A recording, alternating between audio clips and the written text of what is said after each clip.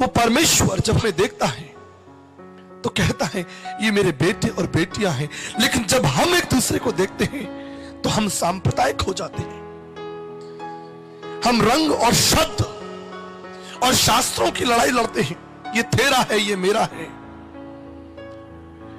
मेरे प्रियो, चाहे हम किसी धर्म, जाति, भाषा, कुल, क्षेत्र के क्यों ना हो, याद रखिएगा एक दिन हम सब परमेश्वर के सामने खड़े किए जाएंगे और वो परमेश्वर हमारे शब्द और हमारी सोच और हमारे कामों का न्याय करेगा।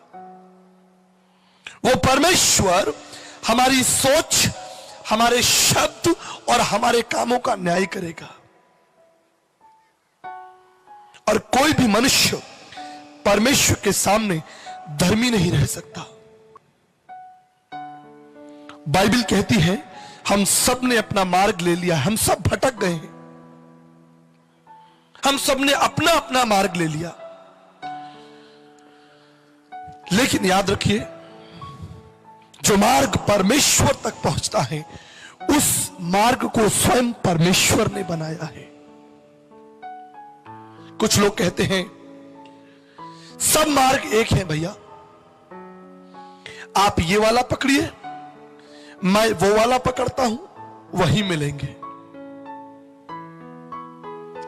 प्रभु का वचन ये नहीं बताता, दर्शन शास्त्र ये नहीं बताता। लिखा है एकम ब्रह्म द्वितीय नास्ति, एकम सत्य द्वितीय नास्ति, ब्रह्म बिंदु उपनिषद। परमेश्वर एक है, एकम पंथा, एक पंथ है, परमेश्वर तक पहुंचने का एक मार्ग है।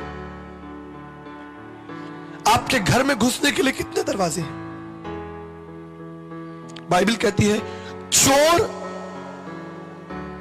मुख्य द्वार से नहीं आता, चोर छत पे चढ़ता है, खिड़की से आता है। लेकिन जो मेहमान है, जो आदरणीय है, जिससे हम प्रेम करते हैं, उसको छत पर चढ़ने की आवश्यकता नहीं है। वो सम्मान के साथ उस मुख्य द्वार से प्रवेश करता है। इसलिए वचन में लिखा है उस परमेश्वर तक पहुंचने का केवल एक मार्ग है और एक द्वार है, और वो है प्रभु यीशु मसीह।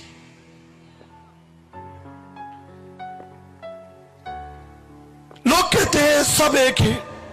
सुनिए, इसलिए कहते हैं क्योंकि उन्होंने वचन नहीं पढ़ा। अगर वचन पढ़ा होता तो कोई ये नहीं कह सकता सब एक है। जब आप आलू के, टमाटर के ठेले पे खड़े होते हैं, अपनी बड़ी बड़ी आंखें खोलकर टमाटर और आलू को चुनते हैं। क्यों? क्योंकि उस भीड़ में पुराने सड़े हुए टमाटर भी और सड़े हुए आलू भी रखे। तब आप आंख बंद करके ये नहीं कहते कोई भी ले लो, सब एक है। टमाटर, भिंडी, आलू चुनने के लिए आप अपनी समझ, अपनी बुद्धि, अपने विवेक का इस्तेमाल करते हैं। लेकिन जब ईश्वरीय पंथ की बात आती है, परमेश्वर की बात आती है, सब एक है। ये आलसियों की पहचान है। जो व्यक्ति ये बात बोलता है सब एक है, मैं कहता हूं वो एक आलसी प्राणी है। मेहनत नहीं करना चाहता, ढूंढना नहीं चाहता, प्रयास नहीं करना चाहता।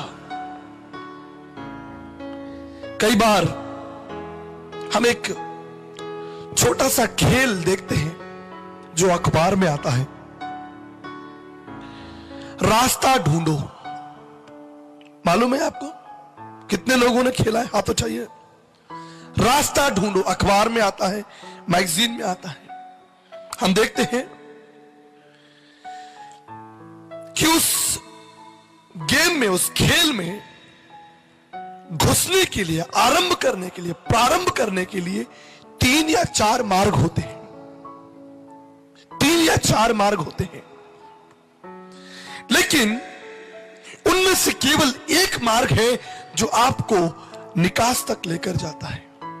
बाकी दूसरे 3 जो मार्ग हैं या जो 2 मार्ग हैं वो थोड़ी दूर पर जाकर रुक जाते हैं, अटक जाते हैं, बंद हो जाते हैं।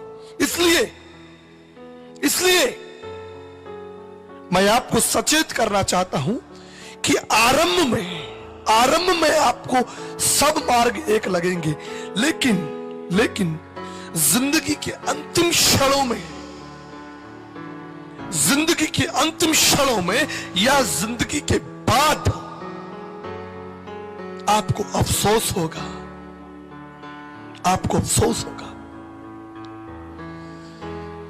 जब एक एरोनॉटिक इंजीनियर या एक वैज्ञानिक चांद पर जाता है, उसे चांद पर पहुंचना है, तो पृथ्वी में बहुत सारे ऑर्बिट्स होते हैं। उन ऑर्बिट्स के मार्ग को उसे पकड़ना होता है चांद पर पहुंचने के लिए। और उस वैज्ञानिक के लिए जरूरी है कि अगर वो चांद पर पहुंचे तो जरूरी है कि वो ऑर्बिट नंबर 24 से जाए।